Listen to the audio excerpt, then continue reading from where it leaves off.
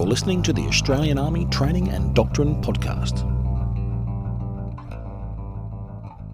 This is Exercise Hamel 2016, and I'm with Lieutenant Colonel Ruth Perry, who's the Commanding Officer and Chief Instructor at the Army School of Logistic Operations. So tell us first, what's your role here on Exercise Hamel?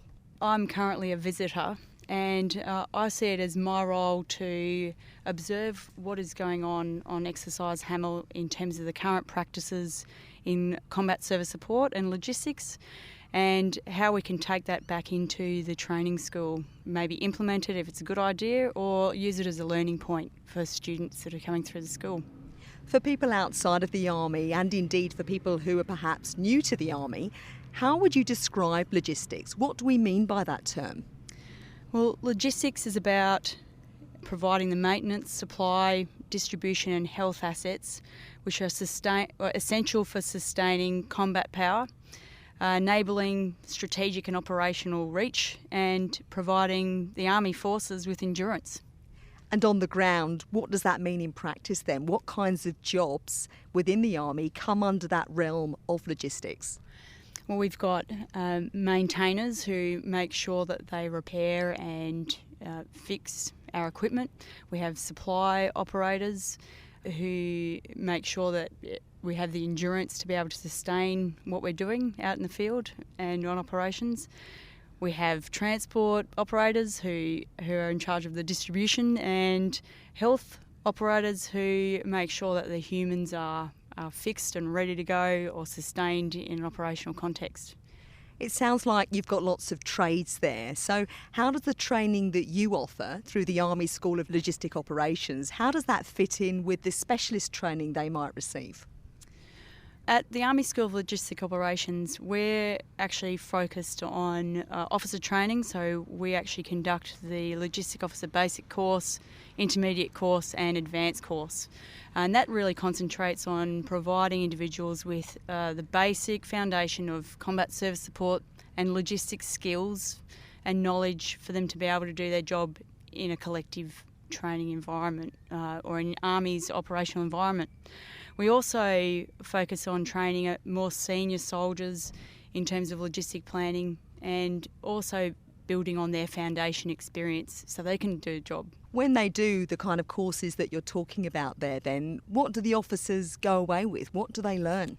They are provided with being able to conduct basic level logistic or combat service support planning. So what do you need to be able to plan for, to enable the sustainment of an operation?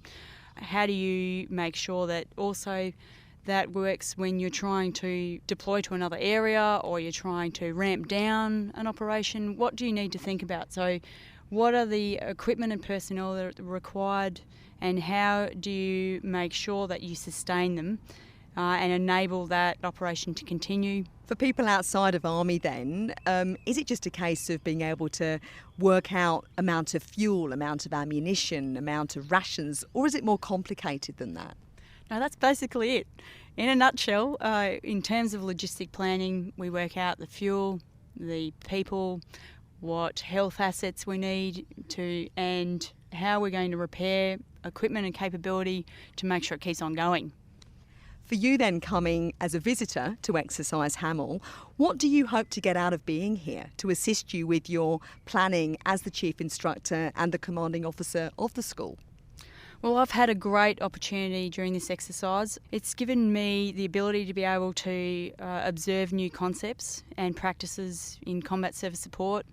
It's also given me an opportunity to think about how we're preparing individuals in our courses and how we can improve that, and the ability to perform their roles and responsibilities within logistics and combat service support.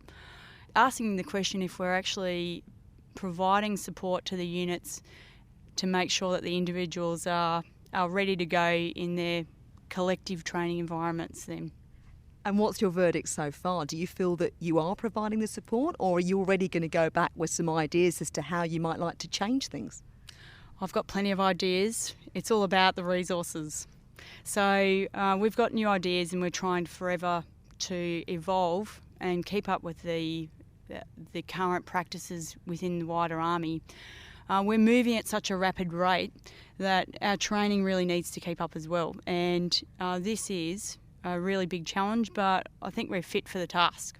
Also, it provides us with an opportunity to make sure our doctrine's up to speed and also question what we need to change, or if we can just sustain the current doctrine and look at how we can use that better.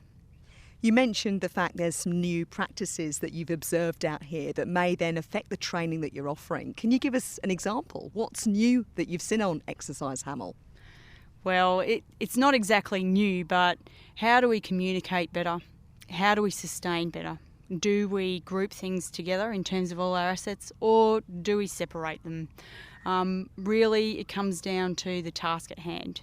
And that's what the beauty about logistics is, that we're flexible enough to be able to adapt to what our commander wants and to produce a capability that sustains the battle. In the course of your career so far, what changes then have you noticed in the delivery of logistics? How has it changed in the past, and how are you expecting it to evolve into the future?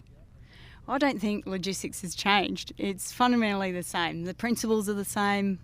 We're adaptable, we're flexible, and we primarily are there to make sure that the commander is supported in terms of what he wants to achieve. We're goal focused, we're mission orientated, and we're there to support.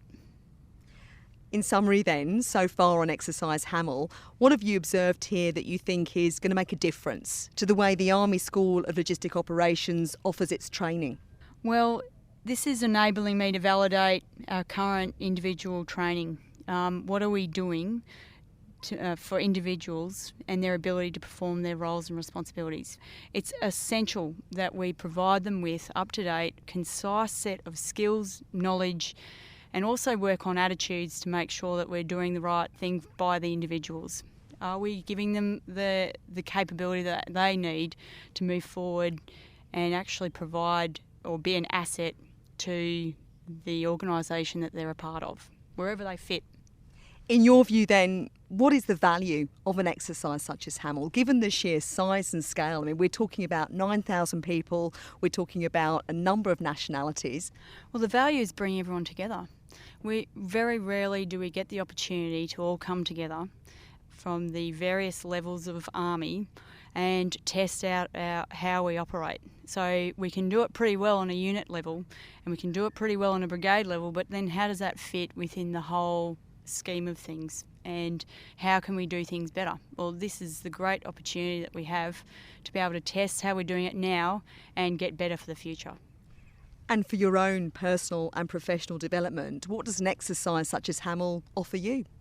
Well, for me, I've been in a joint environment, which is Army, Navy and Air Force logistic planning environment for a few years now, and this is enabling me a focus on Army capability and where we're going into the future. So for me, I'm brought up to speed with how we're building technology into our capability and how we're moving forward to improve the way that we operate in operations. You mentioned technology. How is it being built into logistics? Well, technology in logistics is far and wide, mainly in communications. So, and in terms of, we are forever trying to improve our processes to make them faster and more agile, and this is a constant challenge, and we love to step up to that challenge. Lieutenant Colonel Ruth Perry, thank you very much. This is Captain Sharon Mascall-Dare reporting from Exercise Hamel 2016. This podcast is produced by the Australian Army and is copyright the Commonwealth of Australia.